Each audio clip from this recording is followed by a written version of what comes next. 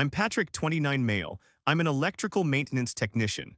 My life is a predictable loop of circuit breakers, copper wire, and the familiar sharp smell of machine oil. I live in a small apartment, I drive an old pickup truck, and I'm good at what I do. I thought I was just attending my father's retirement party, but I was actually the guest of honor at my own public execution. Before this story unfolds, I'd love to connect with you. Please let me know in the comments where you're watching from and what time it is in your corner of the world. It's amazing to see how far these stories can travel. The ballroom at Thornhill Holdings was suffocating. I stood near the back, feeling like a fraud in my 2-year-old suit, the fabric itching at my neck. This was my father's world, a domain of sleek suits, political handshakes, and champagne flutes glittering under massive crystal chandeliers. It was not my world. This was the party announcing the retirement of my father, Lawrence Thornhill, the man who had turned Sacramento into his personal kingdom. The guests were a mix of directors, local politicians, and high-level executives, all smiling and chatting, their conversations a web of clever calculations. I huddled by an appetizer table, not knowing the names of the elaborate foods, my heart pounding with a familiar, dull dread. My father never missed a chance to display his power, and I, his youngest son, was often the tool he used to show it. I spotted my mother, Martha, at the central table. She wore a simple black dress, her head bowed, avoiding all eye contact. She was a ghost in her own home, a silent, resigned woman who had long ago traded her voice for my father's protection. We were never close. Her blind love for him made her overlook everything else, including me. Then the microphone crackled. My father stepped onto the stage. At 60, he was still a force of nature, robust, with slicked-back silver hair and eyes as sharp as knives. Lawrence Thornhill, chairman of a massive real estate conglomerate, was a man of immense and ruthless power. I'd seen him fire entire departments over a minor error, smiling as they begged. "Ladies and gentlemen," he began, his voice deep and authoritative like a king granting favors. He spoke of his journey, turning a small workshop into an empire. I scanned the front row. There was my older brother, Scott, 35, the company's HR director. He flashed the smug smile I despised our entire lives. Beside him was my sister Tanya, 32, the communications director in a striking red dress, looking at the adoring crowd with a cold, proprietary air. To them, I wasn't just the black sheep. I was a stain on their perfect family portrait. My father wrapped up his speech about his own brilliance, and the room grew quiet with anticipation. "And now," he declared, his voice echoing, "I will bequeath all shares and assets to those worthy of succeeding me." My heart hammered against my ribs. To Scott and Tanya, my son and daughter, who have proven themselves through their work and dedication. The room erupted in applause. Scott stood up, clapping for himself, leading the room. Tanya blew a kiss to our father. My name was never mentioned, not a single word. The murmurs started. I felt every eye in that ballroom turn to me. Some guests chuckled softly, covering their mouths. Others just shook their heads, looking at me with blatant, humiliating pity. My heart constricted. I was his son too. But my father wasn't finished. He turned his head, his eyes finding me in the back of the room. He pointed. "As for the youngest son," he said, his voice rising, "an electrician isn't worthy of inheriting anything. He's just a disgrace to the Thornhill lineage." The room exploded. The polite chuckles turned into open laughter. My face burned hot, my blood roaring in my ears. I felt like I was being stripped bare in front of everyone. "Stop," a voice boomed from the side. The laughter choked off. It was my uncle Peter. At 55, he was the head of the maintenance department, my boss, and the only decent man in the Thornhill family. He arrived late, his suit simple, his hair a mess. "Do you think this is a joke?" he shouted, humiliating a man for his job. My father's smile was pure ice. "Oh, Peter, my dear brother, still stuck in that lowly position. It figures, failures always pity failures." He waved for security. "Take him out." Peter ignored them and walked to me, putting a warm, calloused hand on my shoulder. "Don't let them bring you down, nephew," he whispered.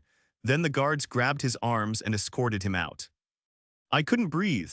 I turned and walked out the back door, the sound of my father's laughter following me into the cold night air. The drive home was a blur. I stumbled into my small apartment, the one place I thought I was safe, only to find my wife, Allison, sitting at the table. Her eyes were red, but her face was cold. On the table was a stack of papers, RCE papers already signed by her. "Allison," I whispered. "I can't do this anymore, Patrick," she said, her voice flat. I can't be married to someone with no future. I heard what happened at the party. Your father was right, you're a failure. She stood up, grabbed a suitcase I hadn't even noticed, and walked out the door, slamming it shut. In a single night, I had lost my family, my honor, and my wife. I collapsed, completely and utterly alone. The next 2 months were a black hole. I went to work on autopilot, my hands fixing circuits while my own life was a tangled, shorted-out mess. The apartment was silent, a constant reminder of Allison. My calls went to her voicemail. I texted Uncle Peter, terrified he'd been fired. He replied, "I'm fine, kid, don't worry, focus on living." But I knew my father. Fine just meant the axe hadn't fallen yet. Then one night my phone vibrated, dragging me from a half-sleep. It was midnight. Uncle Peter. "Patrick," he said, his voice urgent. "Get to my house, right now, don't ask, just come." I threw on clothes and drove in a panic to his small house by the river. He was pale, but his eyes were wide with a strange electric energy. "What's wrong?" I asked. "I've been fixing up your grandfather's old place," he said, his hands shaking. "The one that's been abandoned for years. I was thinking of moving in." My grandfather, Harold Thornhill, died 14 years ago. He was a kind man who, like Peter, smelled of machine oil. He'd let me help him in the factory, ruffling my hair and saying, "These hands will make something great, Patrick. Don't be like your father, too ambitious." I was pulling up the rotten floorboards in his old study, Peter continued, and I found a secret compartment. He pointed to his kitchen table. On it sat a small, ancient wooden chest caked in dust. "I had to use a crowbar to open it," he whispered. He lifted the lid.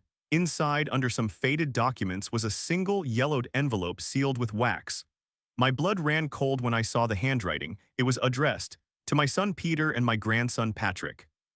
My hands trembled as I broke the 14-year-old seal. The letter was from my grandfather Harold. The contents were chilling.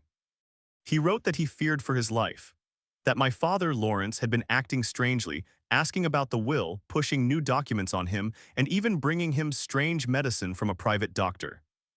"If I die suddenly," he wrote, his handwriting shaky, "do not trust the announced will. It is a fake. Find my loyal secretary, Margaret Ellis. She has the truth. She holds the authentic documents. Find her. Bring the truth to light." I looked at Uncle Peter. This wasn't just about inheritance. This was something much darker. The next day we tracked down an old address for Margaret Ellis in Modesto, a 2-hour drive away. My gut twisted the entire time. Was she still alive? Would she even talk to us? We found a small, neat house. A frail, elderly woman with sharp, alert eyes opened the door. She recognized Peter immediately. Then she looked at me and her hands flew to her mouth. "Oh my," she whispered, tears welling. "You look just like your grandfather." Inside her cozy living room, we showed her the letter. She began to cry, a story she'd held in for 14 years pouring out. "It's all true," she wept. "The day after Harold died, Lawrence and his lawyer, Richard Hale, called me into the office. They had a new will, a fake one. I knew it because I had typed the real one." I leaned forward. "What did the real will say?"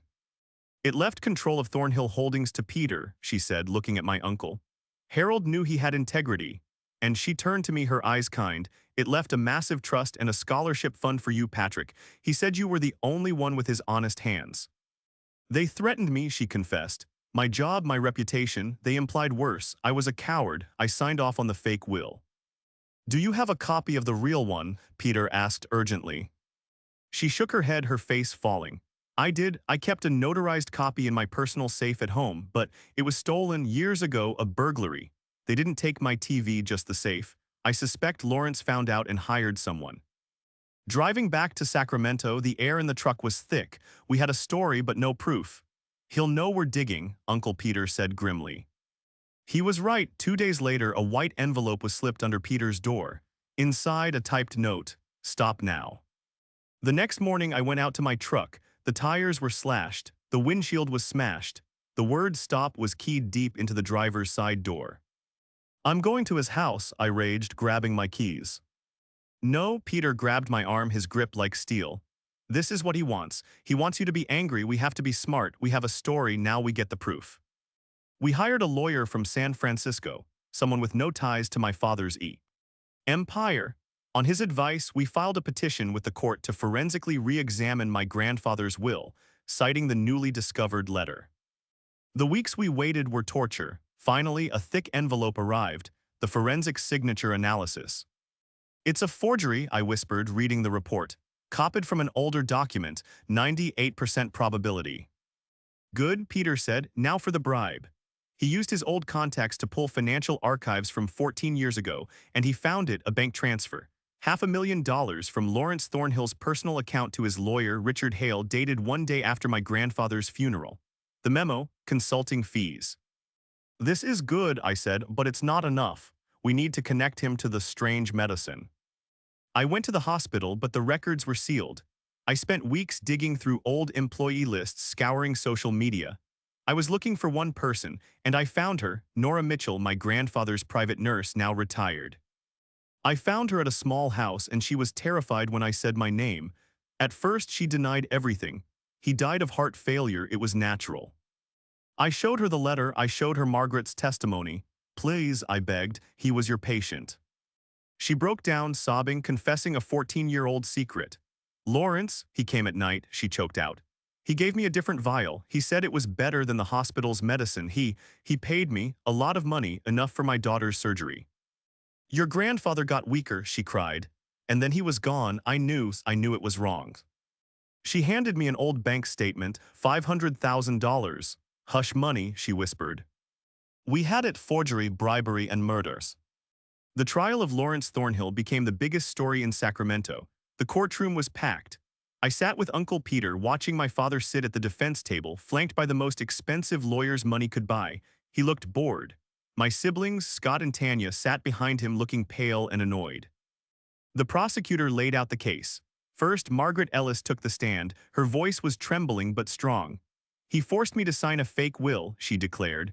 My father's lawyers called her a senile, disgruntled employee, but she held firm.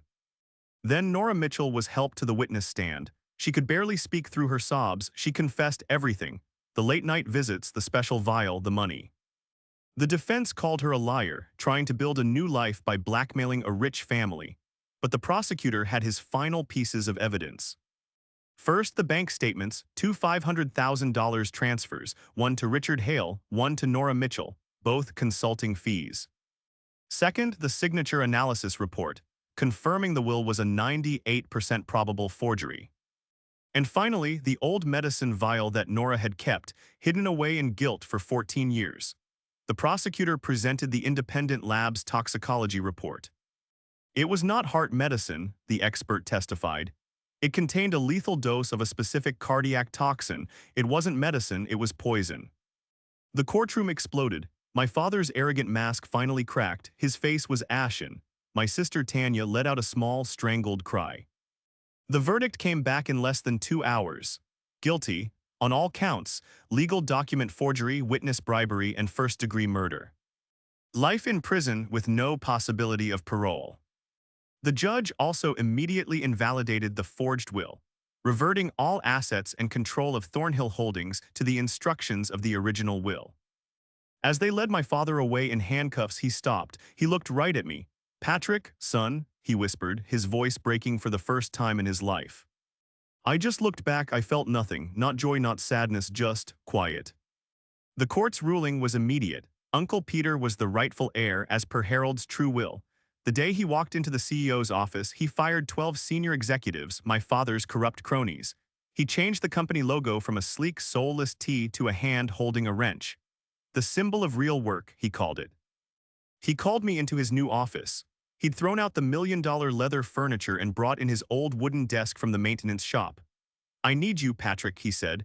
Not as an electrician, as a manager. You have honest hands. Grandfather knew it. I was terrified. Me, a manager? I was used to blueprints, not boardrooms, but I accepted.